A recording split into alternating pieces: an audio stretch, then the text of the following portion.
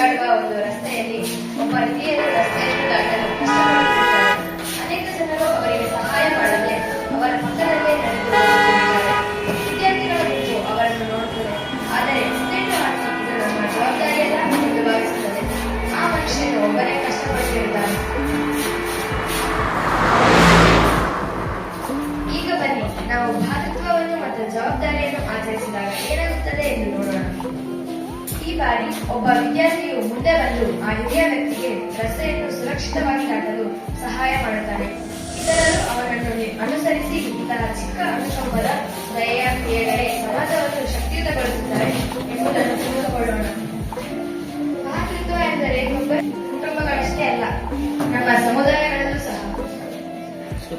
ನಾವು ಇನ್ನೊಬ್ಬರಿಗೆ ಒಳ್ಳೆಯದನ್ನು ಬಯಸಬೇಕು, ಆಗ ನಮಗೆ ಇನ್ನೊಬ್ಬರು ನಮಗೆ ಒಳ್ಳೆಯದನ್ನು ಬಯಸುತ್ತಾರೆ. ನಾವು ಇನ್ನೊಬ್ಬರಿಗೆ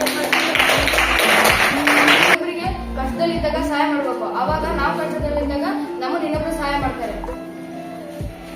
ನಾವು ಬಯಸ್ತೀವಿ ಅದು ನಮಗೆ ಸಿಗುತ್ತದೆ. ಎಲ್ಲರೂ ಬೇರೆಯವರಿಗೆ ಸಹಾಯ ಮಾಡುವುದು.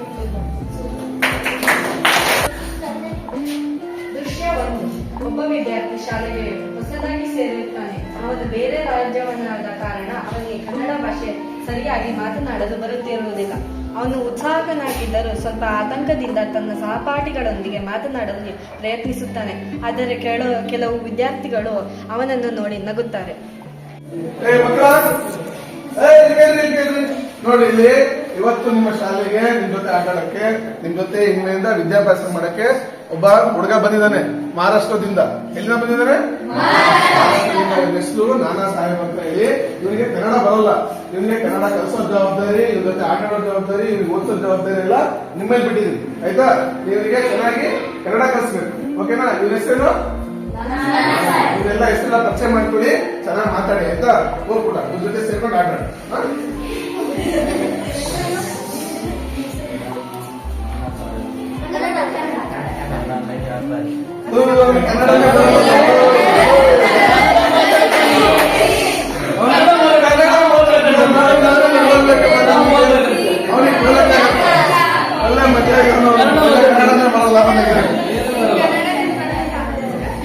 ನಮ್ಮಲ್ಲಿರೋ ಒಬ್ಬ ವಿದ್ಯಾರ್ಥಿಗೆ ಜಾಣ್ಮೆಯನ್ನ ಮೇಲ್ಬಿಟ್ಟು ಇದ್ ಮಾಡ್ತಾನೆ. ಪಾಪ ಈಗ ತಾನೇ ನೆಕ್ಸ್ಟ್ ಹೇಳೋಗಿದ್ದಾರೆ ಅವ್ರಿಗೆ ಕನ್ನಡ ಬರಲ್ಲ ಅಂತ ಹೇಳಿ. ನಾವು ಅವ್ರಿಗೆಲ್ಲ ಕನ್ನಡ ಕಲ್ಸೋಣ. ನೋಡು, ಅವ್ನು ಎಷ್ಟು ಬೇಜಾರಾಗಿ ನಿಂತ್ಕೊಂಡಿದ್ದಾನೆ. ಅವ್ನಿಗೆ ಕನ್ನಡ ಕಲಿಸಿ ನಾವು ಸಹ ಹಿಂದಿ ಕಲಿಯೋಣ ಅಲ್ವಾ? ಬನ್ನಿ ಮಾತಾಡ್ತಾರೆ. ನಾನಾ ಸಾಹೇಬ್, ಮೇರಾ ನಾಮ್ ಸುಹಾಸ್, ತುಮಾರಾ ನಾಮ್? ಈಗ ನೀವು ಕನ್ನಡ ಕಲಿಬೇಕು ನಮ್ ಜೊತೆ. ಬಂದಿದ್ಯಲ್ಲಪ್ಪ ನೀನು, ಕನ್ನಡದ ಕಲಿ. ಎಲ್ಲರೂ ಕಲಿಸ್ತೀವಿ, ಕನ್ನಡ ಕಲಿ. ನನ್ನ ಹೆಸರು ಆರಾಮಾಗಿರೋ. ನನ್ನ ಹೆಸರು ನಾನಾ ಸಾಹೇಬ್. ನಾನಾ ಸಾಹೇಬ್ ಸಾಹೇಬ್. Very good. ಈಗ ನಾವೆಲ್ಲ ಇವನ್ ಜೊತೆ ಫ್ರೆಂಡ್ ಆಗೋಣ. ಆಯ್ತಾ? ಶೇಕ್ ಹ್ಯಾಂಡ್ ಮಾಡಿ. ನಿಮ್ಮೆಲ್ಲ ಹೆಸರು ಹೇಳಿ. ನಾನಾ ಸಾಹೇಬ್ ಹೇಳ್ಬೇಕು ನಿಮ್ ಹೆಸರು. ನಾನಾ ಸಾಹೇಬ್. ನಾನಾ ಸಾಹೇಬ್. ನಾನಾ ಸಾಹೇಬ್.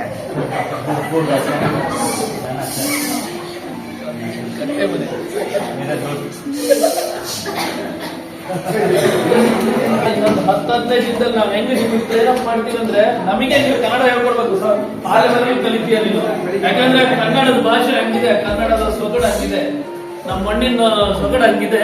ಸೊ ಕನ್ನಡ ಭಾಷೆನ ಕಲಿಬಹುದು. ಕಲಿತೀವಿ. ನಾನು ಕನ್ನಡ ಕಲಿತೀನಿ.